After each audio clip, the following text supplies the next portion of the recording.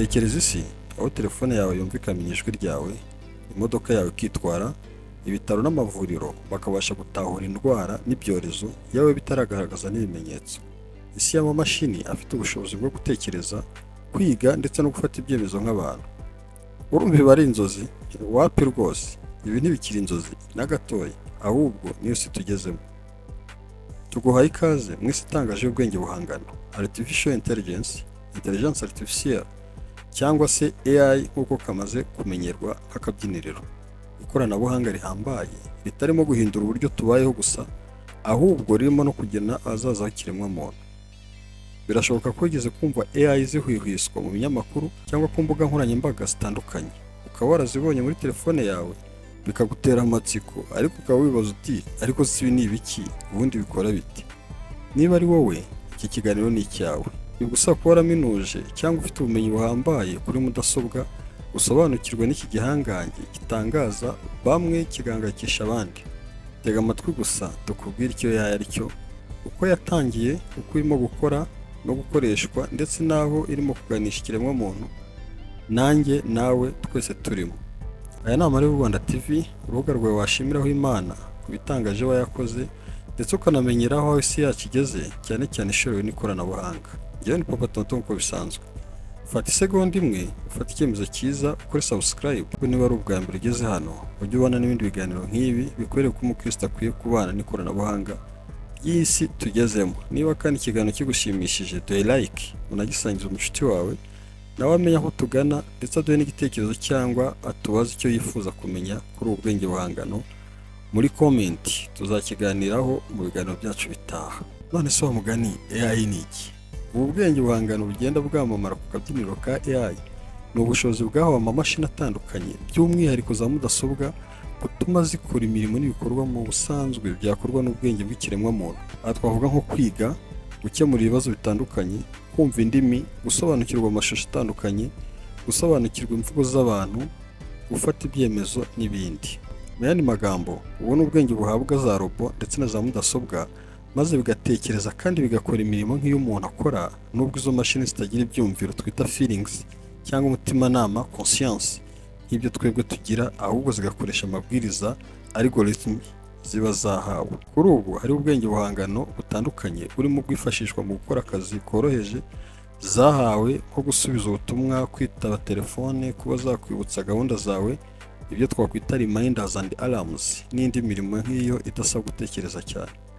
Ariko kandi hari na AI zikiri mu igeragezwa, ari nazo zikomeje guhangayikisha abatari bake, zizajya zifashishwa mu bintu bisaba ubuhanga buharitse, nko gusuzuma abarwayi, kwandika amategeko, guhimba izindi mashini, kwigisha abanyeshuri, n'ibindi bikorwa bisaba ubushobozi nk'ubw'ikiremwamuntu. Naratangaye cyane, uzi ko AI imaze imyaka irenga 60 ivutse. Inyandiko zitandukanye zemeza ko iri zina rya AI ryatangiye gukoreshwa muri za 1956. Benshi muri twe twari tutaranabaho. Abandi bana bose bavuka, AI yakomeje gukura, ariko iza guca agahigo mu mwaka w'ibihumbi 2020, aho yagaragaye mu bikorwa bitandukanye birimo ubuvuzi, ikorwa ry'amamodoka agezweho, mu itumanaho rihambaye ry'amatelefone agezweho n'ibindi. Ubu tuvugana, ubwenge buhangano burimo gukoreshwa mu nzego zinyuranye kurusha uko ntabikubwira. Urabusanga mu buzima, aho bwifashishwa mu gusuzuma indwara, mu mamashini abaga abarwayi, mu kubika neza amakuru y'abarwayi n'ibindi byinshi. Burakoreshwa kandi mu bukungu, mu burezi, mu gutwara abantu n'ibintu, mu buhinzi, mu gufata neza abakiriya, mu myidagaduro, mu mutekano no mu nganda. Ubaye nkange se wikanzemo kuko wumvise ubwenge bwaradutangatanze? Erega ni mu gihe. Ndebera nawe inyungu ziri mu gukoresha ubwenge buhangano.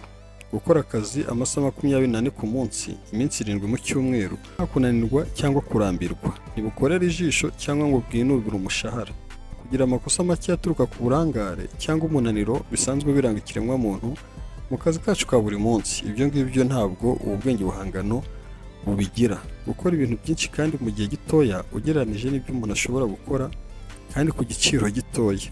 Kuba bwakoreshwa ahantu hari ibyago byinshi ikiremwamuntu kitabasha gukoreramo mu buryo bworoshye, nk'ahantu hakonje cyane, ahantu hashyushye cyane, ahari urusaku rukabije, ahari ibihumanya umwuka duhumeka, mu nyanja, mu birombe by'amabuye y'agaciro, n'ahandi hagora ikiremwamuntu kuba cyakorera. Ariko nubwo ubwenge n'imashini buzikoresha bishimagizwa na benshi, ntibubura kunengwa nanone kuko abatari bake bamaze kuwufata nk'umwanzi wabo uje kubambura imirimo bakoraga. Ikindi kandi iri koranabuhanga rinengwa kuba ridashobora kwivumburira amakosa y'abari mu mabwiriza bwahawe, ahubwo bukayashyira mu bikorwa nta kuyacisha mu nyurabwenge nk'uko umuntu abikora. Aha ni hahandi iyo ubonye umuntu ukora ikintu atashyize mu nyurabwenge, wumva bamubwiye bati uyu wagira ngo ni robo, bashatse kuvuga ko adashoboye gushyira mu gaciro. Ibi byose rero bikaba bishobora kubyara ikiremwamuntu akaga gakomeye nko kuba wakwimwa serivisi cyangwa ukangirwa kwinjira ahantu runaka mu gihe iri koranabuhanga ari ryo ryashinzwe kwinjiza abantu.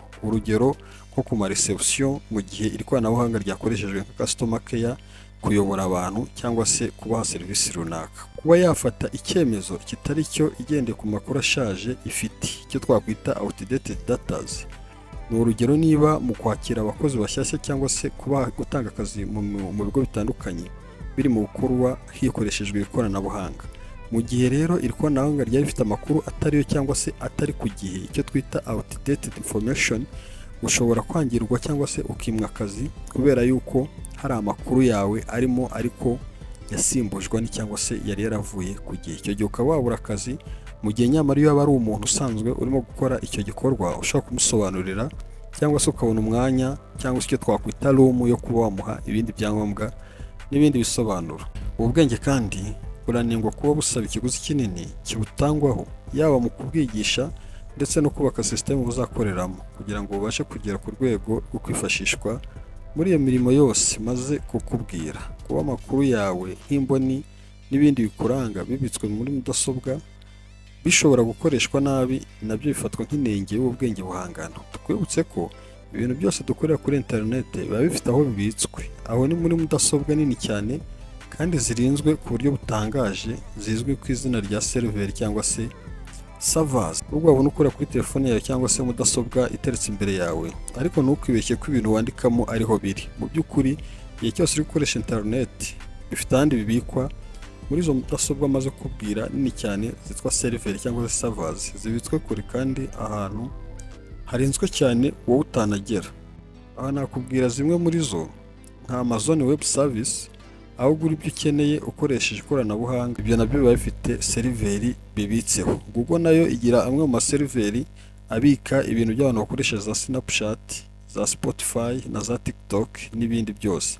Microsoft nayo ifite amaseriveri abika amakuru ku bantu bakoresha ziriya mbuga za LinkedIn, za Facebook n'izindi. Urundi rugero naguha rw'abantu bafite seriveri nini zibika nazo ibintu byinshi, nabo bita ba metadata centers, ku bantu bakoresha nabo Facebook, Instagram na WhatsApp n'ibindi. Urwo rwa rugero nakubwiraga rw'amakampani cyangwa rw'ibigo binini ku isi bifite amakuru yacu biyabika kandi ahantu udashobora wowe kuba wagera, bityo ukaba bakoresha ibyo bashaka. Icyo rero cyari kimwe mu byo iri koranabuhanga ry'ubwenge buhangano rinengwa, kuko amakuru yawe ushaka kujya kubona akoreshejwe ibyo wowe mutumvikanyeho cyangwa se udashaka. Wibutse ko kandi aho ngaho atari twebwe tuhagenzura, dore ko benshi muri twe batari banabizi yuko ibyo bintu ukorera iwawe cyangwa se mu biro byawe bijya kubikwa ahandi hantu. Mboneraho no kukurarikira ibiganiro byacu by'ubutaha, aho tuzaganira uko Imana ireba imbuga nkoranyambaga. Yes, ubyumvishe neza, Imana igikoresha imbuga nkoranyambaga. Nzabikubwira neza mu kiganiro cyacu kiryoshye kiraza kuza mu minsi iri imbere. Uko kandi nawe wabitekereza, ubu bwenge buhangano burashinzwa kuba bugabanya ubushobozi bw'imitekerereze ya muntu, kuko ahora busaba ibyo bumukorera, bityo we ntabone umwanya wo gukoresha ubwenge bwe, akazisanga ahora yifuza kubwifashisha no mu gihe bitari ngombwa. Aha ngaha urabizi, ufite umuntu ugufasha ibintu byose, ujyaho neza ukaremara. Uribuka yuko hari n'abantu uba wicaye imbere y'amazi yo kunywa ariko ugahamagara nk'umuntu uri hanze ngo ngwino unsukire amazi yo kunywa. Ikintu waba ugikeneye kikuri iruhande, ukemera ugahamagara umuntu uri kure ngo aze akiguhereze, nyamara washoboraga guhaguruka nawe ukakiha, ndetse bikoroha bigatwara n'umwanya mutoya biruta ukoresheje uhamagara wa muntu. Nguko rero iyo nayo iba inenge y'ubwenge buhangano, kubera yuko umuntu utikontorora neza, umuntu udashyira mu gaciro, azajya yisanga yarabaye ikirema cyangwa se yararemaye. Akaba ari naho hari za mpungenge z'uko hari abantu mu gihe kidatinze uzasanga baramaze gusimburwa n'iri koranabuhanga. None se witeguye kubana ute n'ubwenge buhangana? Aho tugana hateye amatsiko ariko hanateye ubwoba. Kwirirwa utuka AI cyangwa uyivuga nabi birasa nkaho nta kintu na kimwe byahindura ku muvuduko iri koranabuhanga rifite mu guhindura isi no kugena ahazaza h'ikiremwamuntu. Icyakora washobora guha icyerekezo umubano wawe n'iri koranabuhanga rikagufasha kubaho, guhitamo uburyo bwawe bwo kubaho n'ubwo gukoramo imirimo yawe, kuko nutabishobora ryo rizajya riguha amabwiriza cyangwa birangire rigusimbuye. Ukwiriye kwita kuri ibi kuko abashakashatsi ntibaryamye, barifuza ko igihe kimwe bazabona imashini ikora neza cyangwa irusha umuntu gukora imirimo inyuranye ku buryo bunoze, uhereye ku mirimo twita yoroheje kugeza ku mirimo isaba ubwenge bwo hejuru nko kubaga abarwayi n'ibindi nk'ibyo. Ariko nanone hari inkuru nziza ku bihugu bitandukanye, imiryango mpuzamahanga na za kaminuza birimo kwiga uburyo hashyirwaho amategeko n'amahame y'imikoreshereze n'imikorere myiza y'ubwenge buhangano, hagamijwe kwirinda akaga dushobora kuzisangamo gatewe n'ikoreshwa ridakwiye ry'ikoranabuhanga, ngo ahubwo rikomeze kuba igikoresho cy'iterambere ry'ikiremwamuntu. Mukunzi w'amarebe, sinshidikanya ko wamaze kumenya neza icyo AI ari cyo ndetse n'ikirimo gukora muri iyi minsi. Abatari bake bamaze kubyarirwa amafaranga n'iyi AI, imaze kubafasha gutera imbere mu buryo bugaragara ndetse yabereye nk'ikirombe cy'amafaranga rwose. Urahitamo iki? Urahitamo kwivuga nawe no kwituka? Urahitamo kuyitinya? Urahitamo se gukomeza gutegereza ngo ejo hazaza hayo uko izahindura ubuzima bwawe? Cyangwa se urafata icyemezo uyibyaza umusaruro? Fata AI nk'igikoresho ubane nacyo buri munsi, uyigira inshuti aho guhora uyitinya ndetse no kuyihunga kandi nta hantu wenda kuyishyira ndetse nta n'ubushobozi ufite bwo kuba wayihagarika, dore yuko ikataje rwose mu muvuduko wayo wo gutera imbere. Yifata nk'igikoresho, uyikoreshe, uyihe amabwiriza, bitabaye ibyo uzisanga muri wa mubare w'abahorana ubwoba ndetse bashobora kuzisanga bamaze gusimburwa na AI mu kazi kabo ka buri munsi. Nawe ho guhitamo. Urabitekerezaho iki? Tuguteze amatwi muri comment.